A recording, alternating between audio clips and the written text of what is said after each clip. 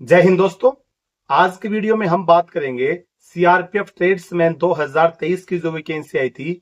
इसके अंदर अलग अलग पदों पर वैकेंसी आई थी। उसके बाद में एक भर्ती और नोटिफिकेशन जारी किया गया था, जिसके अंदर सीआरपीएफ के अंदर मिनिस्ट्री डिपार्टमेंट की दफ्तरी, पियोन, फरास और सफाई कर्मचारी पोस्ट के ऊपर भर्ती निकाली गई थी। अब इसके अंदर जो दफ्तरी पोस्ट है, दफ्तरी पोस्ट के अंदर देखो फिजिकल तो इतना हार्ड है नहीं। 1.6 किलोमीटर रनिंग आपको 10 मिनट में क्लियर करनी है। अब बात आती स्किल टेस्ट, यानी कि जो आपका ट्रेड टेस्ट होता है वो कितने नंबर का होगा, कितना पास मार्क्स चाहिए, इसके अलावा क्या क्या आपसे करवा के देखा जा सकता है। दफ्तरी पोस्ट है, चाहे पियोन पोस्ट है, फरास पोस्ट है, ये जो मिनिस्ट्री की जितनी पोस्ट हैं, सबसे जितनी भी ट्रेड की पोस्ट सबसे बेहतरीन पोस्ट ये है। इनकी जैसे नौकरी करने का जो कहीं कुछ भी टाइम टेबल लगा लो, इनकी पोस्टिंग वो पहले से लगा लो, जो प्रोफाइल हर चीज के मामले में आप देखेंगे तो जो ये मिनिस्ट्री की जो पोस्ट है सभी ट्रेड से बेस्ट पोस्ट है। अब इसके अंदर उस हिसाब से कंपटीशन भी अच्छा है, क्योंकि पोस्ट भी कम है और आपको पता है कि सबसे अच्छी पोस्ट है, तो कंपटीशन भी जिनको जानकारी है उन्होंने ज्यादातर बच्चों ने इसी में फॉर्म अप्लाई किया हुआ होगा।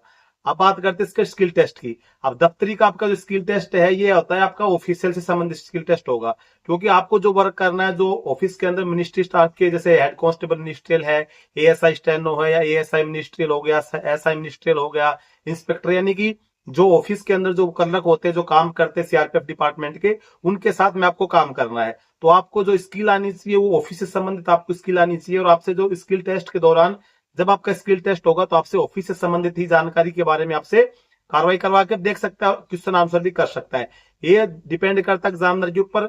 कोई भी कार्रवाई, जैसे आपको दफ्तरी ट्रेड से आप भर्ती हो रहे, दफ्तरी ट्रेड से संबंधित आपसे क्वेश्चन आंसर भी कर सकता है, आपसे वर्क करवा के देख सकता है, दोनों भी करवा के देख सकता है। तो दफ्तरी से संबंधित आपको ऑफिस के अंदर क्या क्या वर्क आना चाहिए, तो सबसे पहले तो आपको फोटोकॉपी मशीन आपको ऑपरेट आनी चाहिए, क्योंकि जैसे मिनिस्ट्रियल डिपार्टमेंट के जो भी जैसे वर्क होता है, जैसे कोई 50 फोटोकॉपी करनी है, 60 फोटोकॉपी करनी है, तो वो लोग क्या करते हैं कि एक दफ्तरी को देंगे, भाई इस पेज की आपको 50 फोटोकॉपी करनी है, एक साइड करनी है, दोनों साइड करनी है, जो भी होगा आपको दे दिया जाएगा, तो आपको फोटोकॉपी करनी है।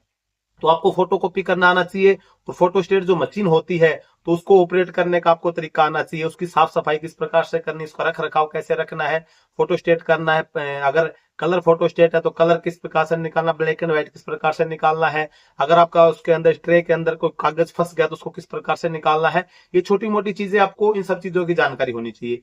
दूसरा, ऑफिस के अंदर जितने भी इक्विपमेंट होते हैं, जितनी मशीनरी होती है, जैसे प्रिंटर होते हैं, कंप्यूटर लगे होते हैं, लैपटॉप लगे होते हैं, इन सभी का जो रख रखाव है वो भी अब दफ्तरी के अंडर में होता है, तो उनकी साफ सफाई, उनका रख रखाव के बारे में भी आपको जानकारी होनी चाहिए। कि प्रिंटर का है तो भाई प्रिंटर का सुबह साफ सफाई किस प्रकार से करना है, इसके अलावा कंप्यूटर को सेटअप करना है, बाकी और भी मशीनरी, फोटो स्टेट वगैरह की मैंने बताई दी है। जितने भी उपकरण होते हैं, इलेक्ट्रिक उपकरण होते हैं, इन सभी का रख रखाव, साफ सफाई की जो जवाबदारी होती है वो दफ्तरी की होती है।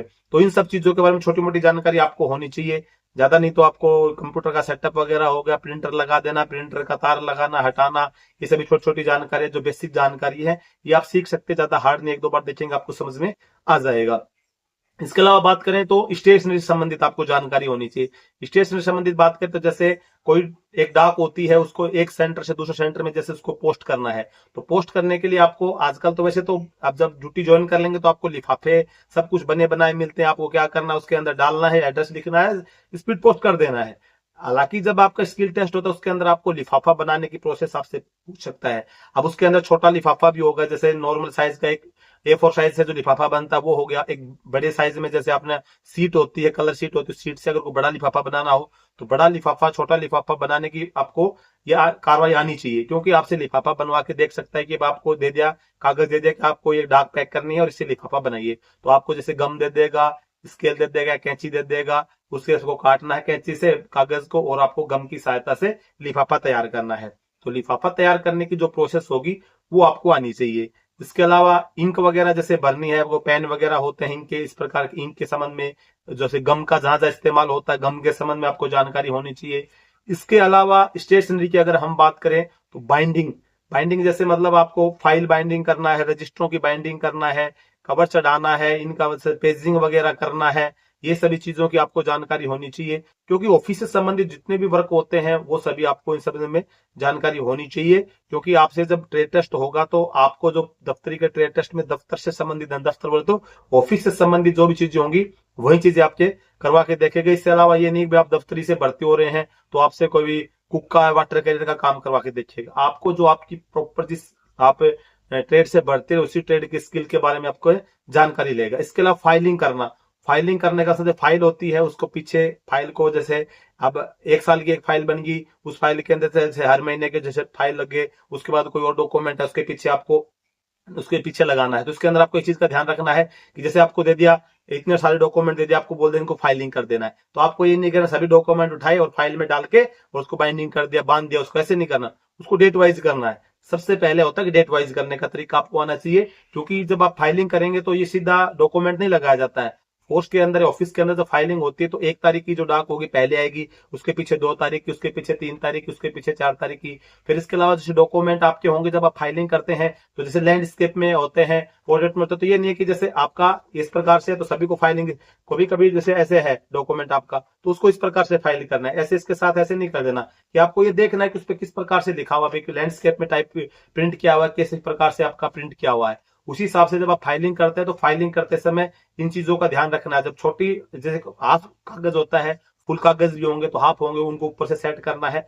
तो आपको फाइलिंग करने पे भी बिल्कुल आपको फोकस करना पड़ेगा। फाइलिंग भी आप करवा के देख सकते हैं। इसके अलावा आपसे क्वेश्चन आंसर भी कर सकता है कि भाई इस चीज को फाइलिंग आपको करनी है तो आपको क्या क्या चीजें जरूरत पड़ेगी, आपको छेद निकालने के लिए फॉक्कर की जरूरत पड़ती है, या फिर आपको बोल देगा लिफाफा आपको बनाना, तो लिफाफा बनाने के लिए आपको किन सब चीजों की जरूरत पड़ेगी, भाई आपको गम की जरूरत पड़ेगी, कैंची की जरूरत पड़ेगी, कागज की जरूरत पड़ेगी।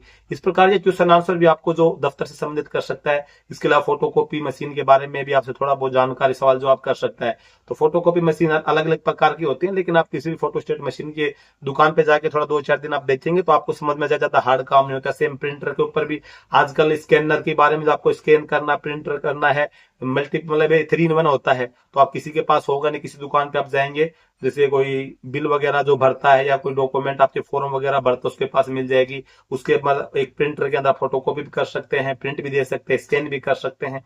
उस चीज के बारे में थोड़ा बहुत जानकारी ले सकते हैं। तो आपको जैसे दफ्तरी के ट्रेड टेस्ट में इन्हीं सब चीजों के बारे में पूछा जा सकता है। बाकी डिपेंड करता है एग्जामिनर के ऊपर, लेकिन वो पूछेगा आपसे दफ्तर से संबंधित ही। तो जितनी जानकारी आप जुटा सकते हैं आप ऑफलाइन ऑनलाइन, गूगल की सहायता से, यूट्यूब की सहायता से, या कोई ऑलरेडी कोई आपका जान पहचान का आदमी कोई सिविल डिपार्टमेंट में, कोई फोर्स के अंदर, किसी भी डिपार्टमेंट के अंदर, ऑफिस के अंदर वर्क करता, कलर है, दफ्तरी है, तो उससे आप जानकारी ले सकते हैं कि आपके ऑफिस के अंदर किस किस टाइप का वर्क होता है, किस किस चीजों से हम लोगों को भाई पूछ सकता है। इसके अलावा आपको जैसे टेबल वगैरह, जैसे सीनियर ऑफ मोस्ट होता है उसकी टेबल वगैरह सेट करने के बारे में, भाई उसके पास में कौन कौन से सामान आपको टेबल के ऊपर रखने चाहिए। उसके बाद भाई स्केल होना चाहिए, पेंसिल होना चाहिए, बढ़िया ऑफिसर पेन होना चाहिए, पेन स्टैंड होना चाहिए। ये सभी जो चीजें होंगी दफ्तर से संबंधित, ये सभी चीजों की जानकारी आपको होनी चाहिए। और अब अगर थोड़ी बहुत जानकारी आप ऑनलाइन ऑफलाइन या जैसे भी अपना करके आप जुगाड़ कर लेते हैं, तो जहां तक आप इजीली स्किल टेस्ट पास कर देंगे, और अगर आप जॉब लग गई आपकी सीआरपीएफ के अंदर, तो जिंदगी भर आपको मजे की नौकरी है। जहां तक मेरा मानना यह है कि जितने भी पोस्ट है ट्रेड की, इससे बेस्ट ट्रेड की पोस्ट कोई भी नहीं। लाइफ टाइम आपको फैमिली साथ रखने का मौका मिलता है। कभी कभार मौका नहीं मिले तो बात अलग है, मैक्सिमम टाइम आपको फैमिली की परमिशन मिल जाएगी। भाई ये है कि आपकी पोस्टिंग अलग अलग जगह रहेगी, लेकिन आपको परिवार साथ रखने का मौका मिलेगा। 99% चांस है कि आपको परिवार साथ रखने का मौका इसके अंदर मिल जाता है। फील्ड एरिया में ड्यूटी आपकी लगती नहीं, ज्यादातर सेंटर वगैरह, सेक्टर ऑफिस, डायरेक्टेड वगैरह में आपकी पोस्टिंग रहती है। तो ये छोटी मोटी जो ऑफिस से संबंधित जानकारी है आपको रखनी है टेस्ट के अंदर, इसी से वो पूछ सकता है। बाकी जितनी जानकारी आप जुटाएंगे, जितनी जानकारी आपके पास रहेगी, उतने आपको बेनिफिट इसके अंदर मिलने वाला है। तो दोस्तों आज के वीडियो में यही छोटी सी जानकारी अच्छी लगी तो वीडियो को लाइक जरूर कर देना, चैनल पे पहली बार सब्सक्राइब जरूर करना। जय